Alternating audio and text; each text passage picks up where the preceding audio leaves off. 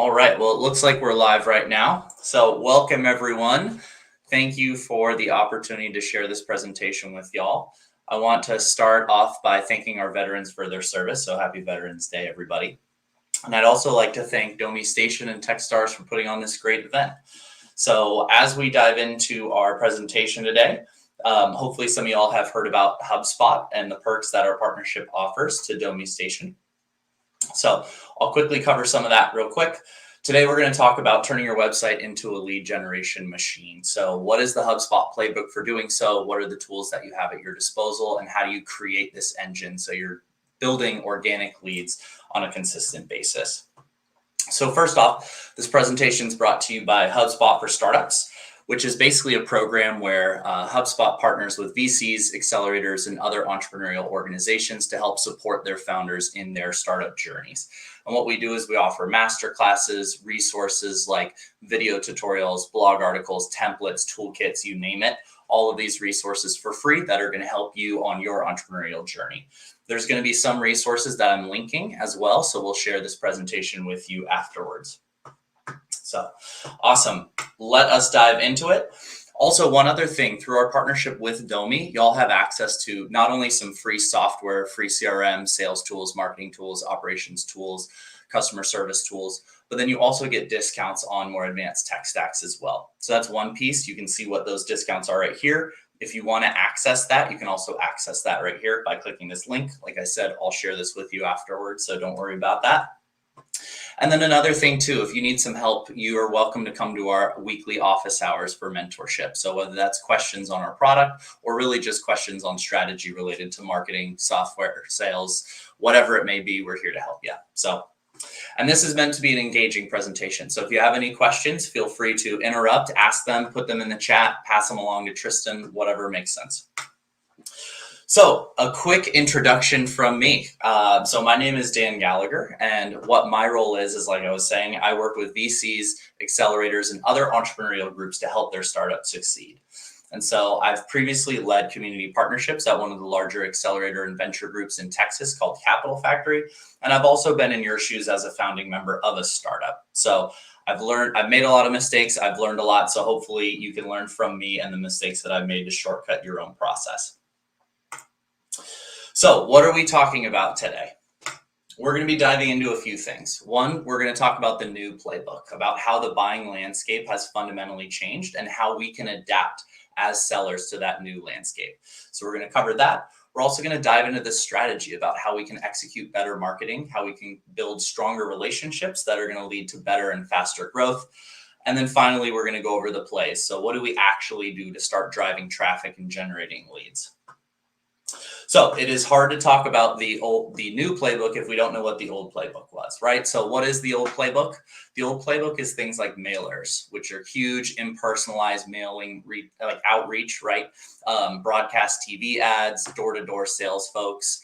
And while some of those old methods can still work, their efficacy is really dwindling, and that can't be your main marketing strategy.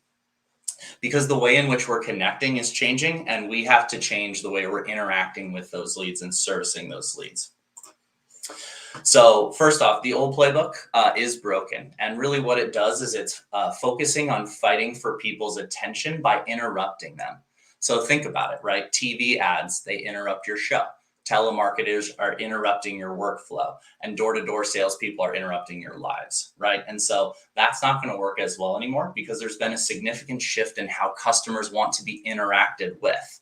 And so this applies to both B2B and B2C.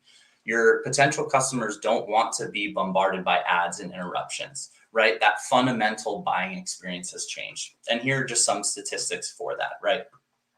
91% of people, or 91% are on unsubscribed lists, right? From marketing emails. You don't want those. You just hit unsubscribe. Direct mail is not really reaching the same way. And you have the ability to add yourself to a do not call list. So really there's been, the biggest problem is that we're fighting for that attention. And so how can we win that attention while the buyers are in control? Well, how we can do that is by supporting them with resources that they need in their buyer's process, in their buyer's journey, right? So just real quick on how buyers are in control these days. If anyone here has bought a car, for those 30-plus-year-olds like myself in the crowd, if you remember what the car buying experience was like, you would need a car, you would see an ad on TV or a billboard, and you would go down to the car dealership. And that interaction, the seller, the car dealership, had all the inventory information, what fair prices were, feedback on brands and models, and really buyers didn't know anything.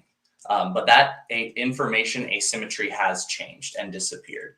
Now, at this point, 80% of buyers are conducting some form of research before making a purchase decision.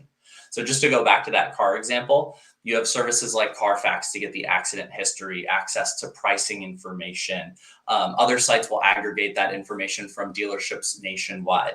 And then there's even other companies like Carvana and Tesla where the buying process is even more seamless, right? You can buy your car online, you can set those preferences, and they'll deliver the car to your doorstep, right? So basically, our customers are used to that level of customer service, and we need to adapt there. And for number two, our buyers are getting better at blocking out those interruptive marketing techniques, right? So I'm sure most people in the audience here have an ad blocker on their computer. As consumers, we're getting a little bit more tech savvy on blocking out those interruptive techniques. There's even such things as cookie blockers at this day and age. And so email marketing is even getting a little bit harder. And as I just touched on, lastly, buyers have that heightened expectation in their customer journey, right? Because easy returns, excellent customer service, fast shipping is really the norm now. Buyers are accustomed to this. As sellers, we need to adapt, right? So how are we going to do that? Well, we're going to do that by doing things different with the new playbook. And so really what we have learned and developed here at HubSpot is something called inbound marketing, right? And so it's the change, and it's the change in how we engage with the modern buyer. And by the way, when I say modern buyer, I'm talking roughly within the last 10 years. And so really the essence of inbound marketing is it's the switch from knocking on people's doors to having them knock on our door. And everyone's probably thinking, well, obviously that sounds perfect. How do we do that? Well, how we do that is by creating helpful, relevant, and timely content, and then delivering tailored experiences to that individual prospect, right? So we're using content that attracts people to our website in a non-interruptive way, and we're engaging with that target audience in a way that's helpful and human, right? Because really, what is marketing? It's about forming relationships and connections with your prospects and delivering value to them to help them solve their problems. So we're going to go over a couple strategies on how to do this and how to get started. First off, any questions so far? Tristan, do we have any questions from the crowd? Looking good? All right. I'll keep on going. Feel free to put any questions in the chat and let me know. So first thing, let's cover buyer's persona. Some of you may know what this is already, so I'll go through it a little bit on the quicker side. But everyone should know what a buyer's persona is and have one for their business. And if you don't, it's okay. We're here to learn together. So what is a buyer's persona? A buyer's persona is a semi-fictional, generalized human representation of your ideal customer. And so really what it's doing is it's outlining who they are, what they do, and then other demographic or psychographic information that's going to help inform you of how you interact with your prospects and where you interact with your prospects. So just a quick breakdown. Demographic information are things like age, location, employment status, family. And then psychographic information are things like motivations, goals, challenges, like what keeps them up at night? What are they thinking about, right? And so why are we creating, and why is a buyer's persona so important? It's so important because it helps set up a framework around your target audience, and it helps inform you of where your customers are, where they hang out, how they like to be interacted with. And all of this is going to inform your go-to-market strategy, right? Because if you're not matching the way your prospects absorb information and where they are, you're not going to be reaching them with the right message, right? So that's the first thing. And we have lots of tools on that front as well. So if you don't have a buyer's persona, or you want to kind of have it be a little bit more formalized, we have an awesome tool right here that you can link to. And it will help you build out step-by-step your buyer's persona and kind of think through all of those elements as to what your buyer's persona does and who they are. So just real quick, this is Growth Gary, actually. And so this was HubSpot for Startups earlier days buyer's persona. And as you can see, it includes things like demographic information, like years of experience and background, but it also includes a little bit more niche information like read and loved the 4 Hour Work Week, right? For any of you who have read the 4 Hour Work Week, that's a type of person that is interested in that type of book, right? It's a mindset as well. So that type of information is going to inform your go-to-market strategy. For example, loves the free tools, freemium model works, doesn't need help or want help to get started, right? That is information we can action on for our go-to-market strategy. So really the essence of your buyer's persona is figure out who is getting the most value from your product and target them. Any questions so far? Good to go? Awesome. Well, I have a question for y'all over there. So when it comes to buyer's personas, do y'all have buyer's personas? Are you not sure if you have a buyer's persona? Is this the first time you're hearing about buyer's persona? Or D, all prospects with money are a good fit for my business? And since I can't really see the interactions or if you guys are responding in the chat, I'm going to go ahead and give you just a quick warning on D. And this is a mistake that I have made in early days, right? Just because a prospect has money does not mean they're a good fit for your business. And that can't be overstated, right? It's very easy, especially in early days as a founder, to get distracted and to chase opportunities that are not central to your business or your business model, right? And so that can be a waste of resources, a waste of time, a waste of money. And so you want to exclude that out. And the way to exclude that out is by being laser focused on what customer it is that you are serving, right? Hone in on that. And that's kind of your North Star as you're building out your plan. So buyer's journey. Let's cover just a couple things in buyer's journey real quick. So now that you have your ideal buyer, what is the process or the steps that they're going through as a customer or as a prospect, right? So the other thing you want to think about is the experience or the aggregate set of interactions that your prospect has with your business throughout the buyer's experience. So keep in mind, not every ideal buyer is in the same stage of the buyer's journey, right? Some people are just getting started. They're just becoming aware that they have a problem that they need to solve, whereas others are ready to make a purchase decision. And that's one big thing as a startup. A big competitive advantage that you can have is to connect with people earlier than your competitors are, right? And deliver value to them earlier in their buyer's journey. And just, this is kind of obvious, but if you have a prospect who's not ready to purchase and is just learning about their problem, sending them a contract with terms is not the right piece of information in their buyer's journey. And on the flip side, they probably, if you're, already in negotiations and ready to sign with a prospect, they don't need to, download an ebook, right? So you need to match what it is, what asset they need at the right stage. So just to dive into this a little bit more, awareness stage. So first off, your prospect is starting to feel pain. They know something isn't right. They know that they need to do something different. There could be a trigger moment that sets that off or not. Consideration stage is now that they know that they have a problem. They're starting to define that problem. They're considering and comparing alternatives. That's consideration stage, right? They're still analyzing the problem and figuring out what opportunities they have. And then decision stage is where they've moved on to a new solution. They're, assessing vendors. What are their options at that point? And they're ready to make a decision. And I think this is best illustrated with just a very quick example when it comes to, let's call it transportation. So let's say you move from New York City down to Tallahassee. So in New York City, you don't need a car. Tallahassee, I believe you do need a car, right? Or at least some form of transportation that's different. So you understand that transportation is an issue. So you're aware of the problem. Now you're considering different solutions. Do I want to ride a bike? Do I want to take rideshare options? Do I need to buy a car, etc.? So those are your different consideration options. And then in in the decision stage, then you have, do I want a Kia Sorento or do I want a Nissan Altima? Right now you're starting to determine between those opportunities. Excuse me. And also too, so tying this back to our business as B2B or B2C, what we can do is we can provide marketing assets that are going to help them in each stage. So if you're learning about your problem, a white paper is going to help you analyze that problem and learn more about it. Ebooks, checklists, videos, all of these things are helpful assets that your prospects are going to want, right? This will help them. If you're moving and you have a moving checklist, That's incredibly valuable. And you're starting to add value in their buyer's journey long before a lot of your other competitors are. Consideration stage, assets like webinars, case studies, samples, catalogs, etc.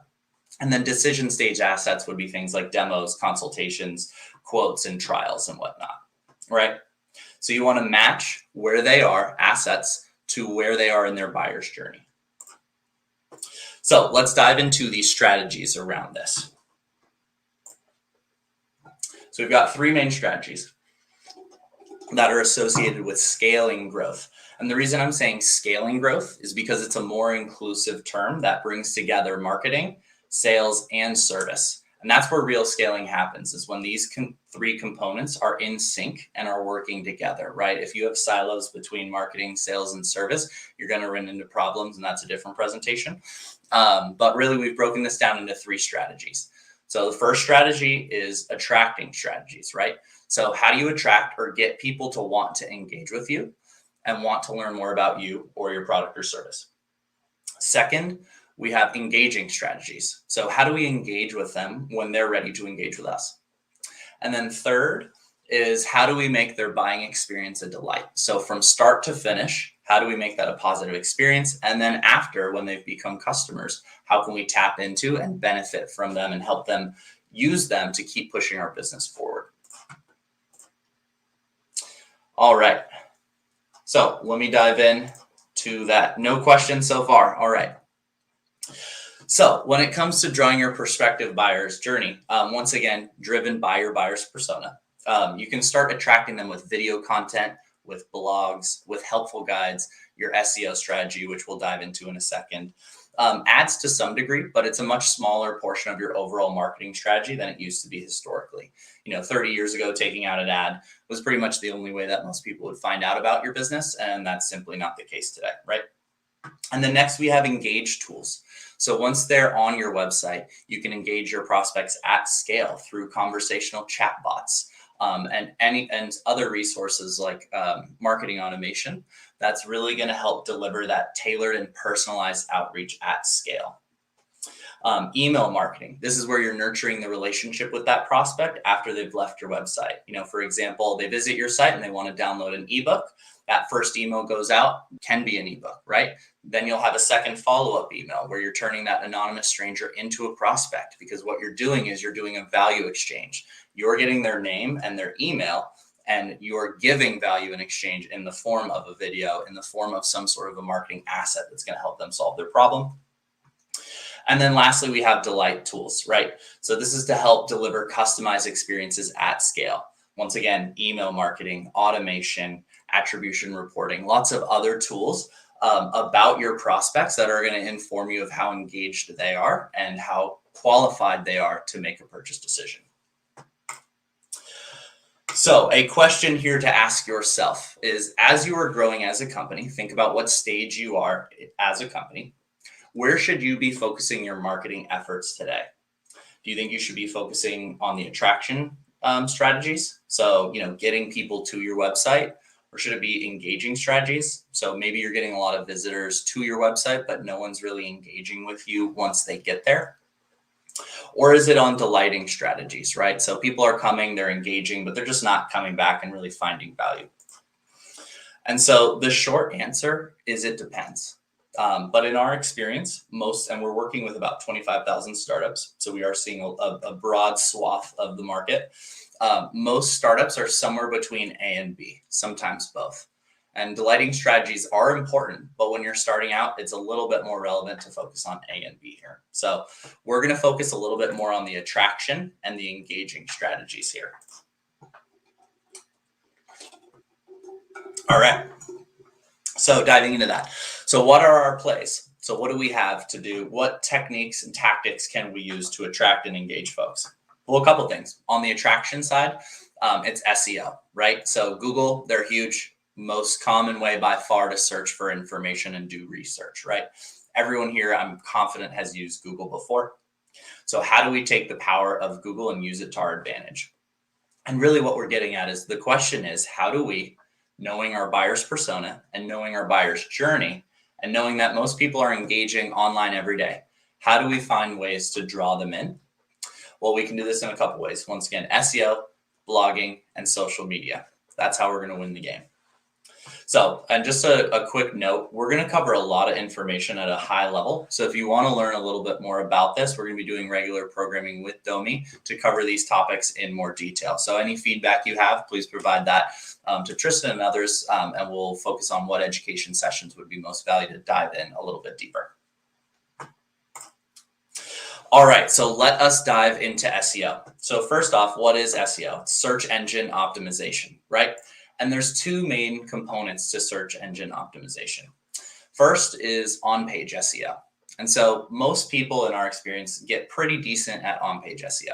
And there's a ton of software out there, HubSpot included, on how you can optimize your page for SEO. And really, it's the foundational element of having the content you create, the marketing assets you create, having a good chance of showing up in searches, search engine searches, right? Like Google. And then the second component is going to be off-page SEO. And so this is where people are a little less familiar. And what off-page SEO is it's about being recognized as an authority. So Google is constantly trying to figure out if you're an authority on a subject, right? So I'm a tennis coach. I can write a blog post about tennis, for example, but I'm not an authority in Google's eyes, unfortunately. So I'm not going to be rated very highly in searches, right? But if Rafael Nadal or Bollettieri in Florida or Wimbledon or whoever writes a blog post on the same topic, they're probably going to show up. And that's because they are recognized as an authority, right? So even though I have relevant content, I don't have that authority. So authority is actually the way, is really like the key way to drive SEO. And so let's talk about that in a second. So real quick on-page SEO, once again, it's about optimizing for when someone searches for that topic, having the best chance of showing up. And so one of the things that we've learned at HubSpot in the last 5 years that's unique and a bit different about how others think about SEO is that we're not targeting keywords. There's a lot of software out there that does keyword analysis, but what we've learned is that keywords aren't as effective as they used to be because of the way that the Google search engine is evolving. So in the past decade, Google has evolved to understand more natural language, meaning and context, right? It's less relevant about what the actual keywords are. And I think this is easiest explained in an example. Let's say I'm in Tallahassee and I type in Italian at 5 p.m. I'm going to get a very different search result set than an Italian in Italy typing in Italian into their search bar, right? So me in Tallahassee, if I search Italian and that's it, I'm probably going to see Italian food, Italian restaurants, maybe some Italian language classes or something like that. But when an Italian searches Italian, they might see the Italian soccer team or news of the day, right? So that context is very important. And so we need to optimize for that. And the way that we can do that is by constructing something called a topic cluster. And so what we're doing is we're building high value, extensive pieces of content around a topic. And then what we're doing is we're writing blog posts that address those subtopics based on the broader topic. And so first off, here's another resource that you can tap into as well if you want to dive into more on SEO strategy. And I think it will help to give an illustrative example, once again, using HubSpot for startups. So here's a HubSpot for startups example, as I was saying. And if we wanted to rank highly, and we do, on the concept of entrepreneurship, we wouldn't write 100 articles trying to target 100 different keywords because that's just not going to be effective, right? Because when someone is searching, let's say the word entrepreneurship, there's a million different ways that that search can be interpreted, right? And Google is assessing each variation of the keyword. So going back to this example, what we did is we built a pillar page, the centerpiece, right, on entrepreneurship. And so every, example or pillar page would be everything you need to know about starting a company in the 21st century. And then what we do is we're building out blog posts and relevant articles that address those subtopics, address the pillar topic, right? So how to start a new business. Should I consider forming an LLC or a sole proprietorship? How do I finance my company, etc., right? And so what we're doing is we're constructing content that works together and links to each other. And so what I'm doing on the back end is I'm giving Google a signal that I'm writing about a topic and that I'm relevant. right? And so once I've written 5 or 6 pieces of content, I'm targeting thousands of variations of those keywords. And that's a lot more efficient than just trying to target a single keyword individually. So this is really the first part of the SEO game. So now we have to figure out, how do we differentiate ourselves from others that are writing about these same topics? And so how we do that, once again, is coming back to building authority. And how we build authority is by using backlinks.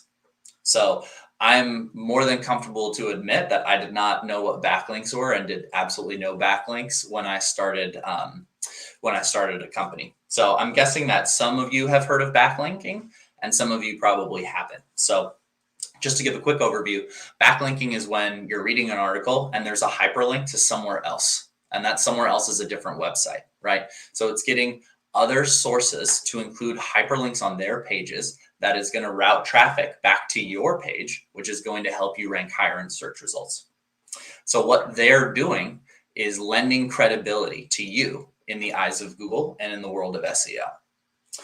And so this may seem a little out of left field, but what you need to do is you need to build a strategy around backlinking. And it may seem difficult, like, how am I going to get other people to basically route traffic away from their website and bring it to my website, right? But there are a lot of strategies on how to do that, and it's not as difficult as you may think. That's a whole presentation on its own, but let me just give you a quick couple of examples for context. So one, you could be willing to write a blog post, like a guest blog post on someone else's page, right? And then that can link back to your page. You can create case studies with your most impressive clients and have that live on their page. You can create free tools or shareable templates, or write press releases about interesting company news and have those published, etc., right? And what these activities are doing from Google's perspective, if everyone is referencing back to those pieces of content that you're creating, well, then it must be valuable, and therefore it's going to appear higher in searches. And so this is really important because a lot of startups are not actually doing this, and there's an opportunity for most of you out there to seriously improve here. So this is how most startups begin their SEO journey. This is how we would want it to actually look, right? You're relying heavily on backlinking in the beginning. As you're building your own authority, you can start to do less and less of that backlinking.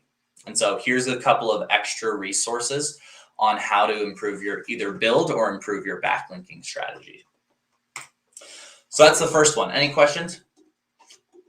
Tristan, you see any questions from the crowd? No? All right. Cool. Well, let us continue on. So blogging, right? This ties into what we've been talking about, creating helpful and educational content. And you may be asking yourself, I'm a founder. I may be a team of one. Maybe I'm a team of 3. Either way, I'm resource constrained. Should I really be spending my time, my valuable time, creating blog content? You know, I can already hear it. I've said the same thing. And the answer is yes. And there's a few reasons why. And here are those reasons. Well, first off, from a marketing perspective, it's more stable, right? So it's generating more recurring leads. And keep in mind, blogs are evergreen content, meaning that it can keep serving as a lead generator, and it's scalable. I can write one blog and that could be read by tens of thousands of people, right? This is different than ads, because ads are generating leads when you're paying. So if it's PPC or pay per click, you stop paying, you stop getting the clicks, you stop getting traction, you stop getting traffic, but blogs will be evergreen, right? So that's the first reason. It ends up costing less. It also will help you close more deals because you're starting the relationship off on the right foot with your prospects. Because remember, they're wanting to learn more about their problem or pain point. And if you are helping them at that stage, you're building a positive relationship earlier than most of your peers are. And here's one fun fact about that, actually, is that going back to, once again, awareness, consideration, and decision stages, only about 5% of all traffic coming to your website currently are in a decision stage mode, right? So that means 95% of the prospects or folks that are coming to your website are not ready to make a purchase decision. So that's a real competitive advantage. You can take advantage of that by providing resources to help them in those earlier stages, form that relationship sooner, and get to them before your competitors will be. So that's that. Once again, blogs, they also are adding longer term value because it's driving more traffic. It's also less interruptive.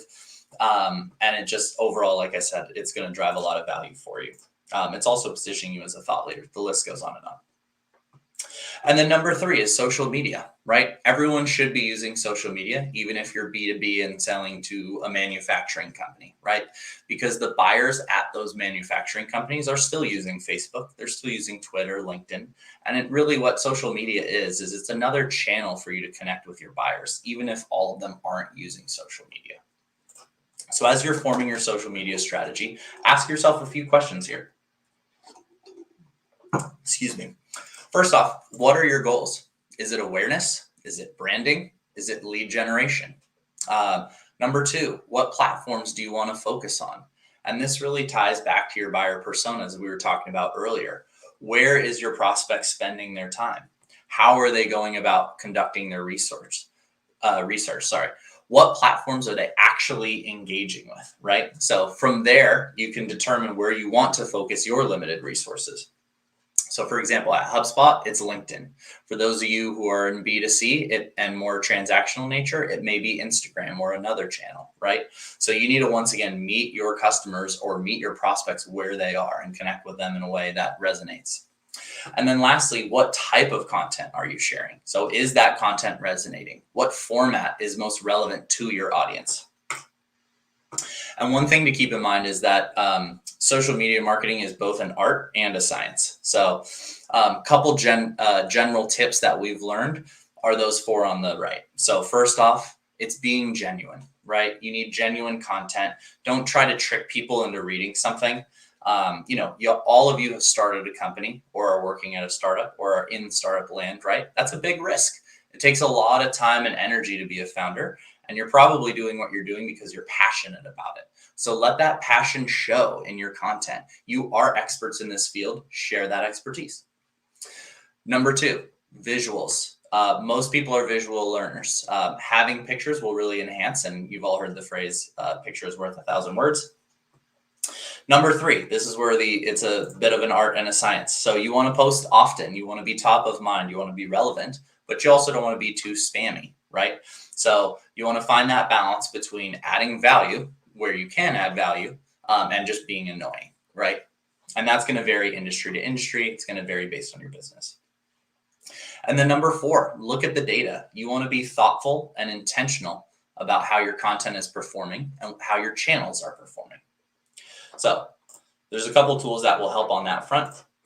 And one thing that I want to highlight real quick is on ads, right? So how we think about ads is really use ads to amplify your existing attract strategies. So once again, blogs, videos, other types of content, you can enhance that outreach through ads. So if you have an asset that's performing really well, whether that's a toolkit, an article, whatever it may be, you can push that out a little bit more through ads to generate more traction.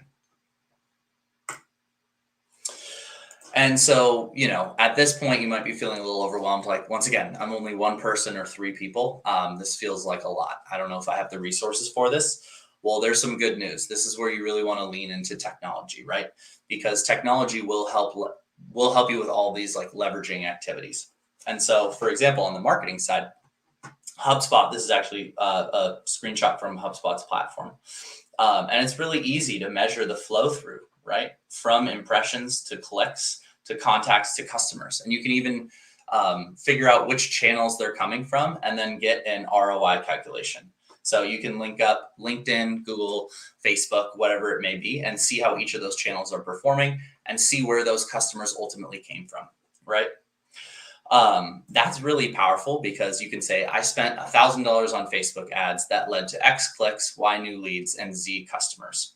So you're getting an apples to apples comparison across all of your channels, right? So you're going to be able to drive leads and figure out what your customer acquisition cost really is. And one other thing that folks don't think about as well with these types of marketing attribution reports is that these are powerful tools that you can use for fundraising as well, or bring back to VC or wherever you're getting your funding from, right? Because if you have this data, and VCs are very data oriented, obviously, right? You can go to your investors and say, give me $5 million because for every $100 we invest in marketing, we're getting an ROI of 121. right? So if you're coming with that tangible, concrete data, that's very compelling, and it is going to help you interact with VCs and fundraise, right? Because they can see that tangible investment paying off. All right, so any questions on attracting strategies? We went over SEO, we talked about blogging, we talked about social media. Next, we have engaging strategies, right? How do we get people to leave their information and go from a stranger that we don't know anything about to a prospect? And so we have a couple tools on that front. We've got chatbots, lead magnets that we've talked about a little bit already, and then email and automation. So this is how we can engage at scale. So first, let's talk about live chats and chatbots. So first off, these tools are especially helpful in the later stage consideration or even in the awareness stage as well. Here's a fun fact, what we've learned at HubSpot is that actually chatbots are either two times or 2.7 times, I forget, more likely to get someone engaged than a live chat with a salesperson is. And we were a little bit confused by this at first, but when you think about it, it kind of makes sense, right? If you're in the awareness stage or the consideration stage in your buyer's journey, you don't want to be sold to. You're trying to learn and aggregate information about your problem. And if you're connecting with a salesperson, what does a salesperson want to do? They want to sell you, right? So chatbots are more viewed as guiding you towards resources, and salespeople are viewed as sales, right? So you can be very tactical about what pages on your website have chatbots versus what pages will connect you with a live salesperson. So on like pricing pages, demo pages would be examples with HubSpot for startups where you would actually connect with a sales rep. And then if you're on pretty much any other page on HubSpot, you're going to be interacting with a chatbot. But one thing you can use chatbots for is to collect information, right? You can see it here, and it's really easy to build chatbots. I'm not a programmer. I don't have any real technical background on that front. You can build one of these chatbots incredibly quickly and easily. You don't need to be a technical founder to do that, and you'll start seeing results for your website pretty quickly. So that is chatbots and live chats. Next, we're moving on to lead magnets and the golden rule. So we've already covered this a little bit because at this point, really what you've done is you've provided all these great resources to attract folks, all those lead magnets we were talking about, right? They're coming to your website, but what's next, right? We've drawn them in, but we need to turn them into prospects. And so how we do that is by giving value and extracting value. And we want to give value first. That's really the essence of inbound marketing. So what you're doing is you're creating valuable content that's helpful enough that this stranger who you don't know is willing to exchange some level of information, most of the time that's a name and an email, about themselves in order to get the content that you're providing, right? So just like anything else, there needs to be that give and get. And so here's an example of that. Here's an example. This is a use case, right? So if I'm like a later stage consideration, maybe even early stage decision, I'm going to want to think about like who of my peers or my competitors, how is that solution working out for them? Well, here's a case study about exactly how it worked out for them. Helpful in their decision-making process, right? Value calculators. That's another common one that we'll see, right? This is, I think, for LendingTree or something like that. But you can see this is a free online mortgage recommendation tool. So this is going to aggregate and compare your different lending options in one place. And so this is helpful once again. So using that tool, one thing I can guarantee you is that you're not going to get access to the tool or to the results without providing your information first. At some point, they're going to be capturing that information, right? And here's another example. And this is actually, a little bit more tangible. One, it's HubSpot, but two, you can see here's the field asking for your email. One thing that I would highlight is you'll see here that it's mandatory by the star to give the phone number. That's something you may want to reconsider. People are a little bit more willing to give out their emails than their phone numbers. And for those of you who are paying attention and saying, well, why might that be? Because phone numbers are a little bit more intrusive, right? Providing your email, you can check that on your own time. So you want to be cognizant of what fields what information you are asking for and what value you are extracting, right? And just in a quick summary, here are some of the types of lead magnets that we've already covered. So ebooks, white papers, infographics, whatever is going to help them in their decision-making process. And you can read more about that at this very extensive blog here. So moving on to email marketing and automation. Here we go. So last thing I want to talk about in the engage strategy is about email marketing and automation. So far we've covered a few ways how to bring people to your website via traction. So SEO, blogging, social media. We've converted them through forms, through chatbots, through lead magnets, and other engaging plays that we have. So now we have their information, right? How do we build from that though? How do we get someone who downloaded an awareness stage asset or piece of content? How do we get them to have a phone call with our sales team? Or, how do we get them to further engage with us, right? How do we keep moving them through their buyer's journey? Well, there's a few ways we do that. Email marketing is a major leverage tool that we have. And so we know that email marketing is not dead because you receive a ton of emails every day. And from the data that we have gathered, email marketing is actually 10 times more effective as a lead magnet or a lead generation tool than Facebook and Twitter combined, right? When it comes to customer acquisition. That's pretty crazy. That blew my mind when I found out, right? So a couple tips on email marketing. At its essence, what you want to do is, once again, you want to send the right message to the right person at the right time. And you want to optimize your processes and personalize your outreach at scale with automation. And if you're doing all of those things, you're going to be in great shape. You're setting up a great process that's going to enable you to scale as a business, as a founder, and as a company. So you might be asking, so how do I know if I'm sending the right message to the right person at the right time? Well, the right message and the right person are both going to come back to your buyer's persona and your buyer's journey. So think back and ask yourself, is this the right piece of information? And is this the right delivery method where they are in their buyer's journey? And is this email getting to the right individual? So you're going to want to optimize your emails as well, right? No one wants to receive a mass blast email regardless of the industry. So the more that you can personalize at scale, which is including information that's specific to them, the less spammy that outreach is going to feel, right?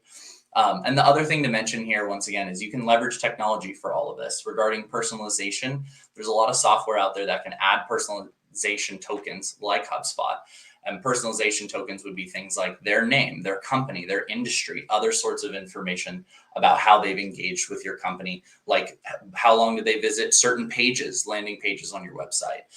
Were there any sort of like trigger events that they did? Like, did they interact with a call to action that you had in one of your emails, right? Did they download an asset? You can include all of that information in your personalized outreach. And so beyond that, you can use technology once again to scale your outreach as well. And you can do that through things like sequences. And so sequences is basically just a chain of actions or a chain of emails that are being sent out so that you don't have to keep track of every single follow-up for every single prospect you're reaching out to. So for example, I can set up a sequence so that I'm sending off the first email today. And this is actually a bad example because it says hi there. You would want to have a personalization token here. But I can send this first email today. And then if they don't respond, then I'll send them another email 3 days later. And then if they do respond to that, don't send them the third email. Or if they don't respond to that, send them the third email. And one thing to notice here is there is a call to action right here and some helpful resource, some lead magnet that is going to help add value to them throughout the process, right? And so what you can do as well is you can supercharge sequences with workflows or supercharge your outreach and your inbound with workflows. And so what a workflow is, just in its essence, is it's a bunch of if-then laws, if you're familiar with that. So for example, if someone opens the first email, and we'll just use this example. If someone opens the first email, yes, they did, create a deal and work it from there. If they did not, then send them email number 2. And you can build big chains of this, which is really going to automate and take care of a lot of that work. And so once again, you don't have to be quite as on top of every single piece of follow-up because it's going to be automated for you. So incredibly helpful. Once again, workflows are not that difficult to build as just a solo operator as well. All right, so my question to y'all to think about is, which plays are you going to implement? Once again, are you stuck on the attracting stage? Is it difficult to attract folks to your website to get them interested in you or your product or your service? Or is it not that difficult to attract them, but it's difficult to get them engaged? So once again, think about that from your business perspective. Where are you struggling right now? And then implement certain strategies depending on where you're having trouble.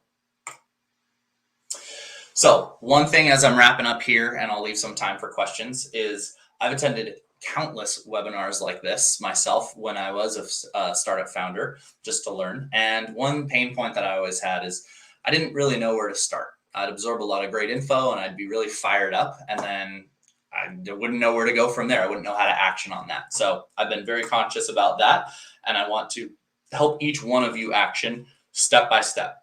So first off, if you don't have a great sense of who your buyer persona is, that's step one. Go there, use that tool, really outline your buyer's persona, get focused with who it is you're reaching out to, right? Step two is to understand your buyer's journey. What are the interactions? What are the touch points that your typical prospect would be going through, and how are they interacting with your company, right? Get very granular on that. And then once you are, think about, in that buyer's journey, where are people falling off? And then where they're falling off, whether it's attract, engage, or delight, go back to this slideshow, think about which of those plays are going to help you, right? And then start building content for each of those sections. So if you're struggling with attraction, build content that's going to help attract people to you, right? Figure out which of the plays it is that you need to kick off for your business. And then once you have that all ironed out, then you want to start automating. Leverage technology to help build at scale. Just because you're a team of 1 or 3 doesn't mean you can't operate like a team of 20 or 30. So with that, we made it. Thank you for hanging in there with me. Thank you for joining me on Veterans Day as well. I hope this was helpful. And, like I said, I will be here for any questions. So please, feel free to put them in the chat if there's anything helpful that I can do. And once again, we'll follow up with this slide deck, and you also will have access to all of the resources that we talked about, including the free software for being a part of Dummy Station and participating in this event. So with that, thank you very much, and I will turn it over for questions.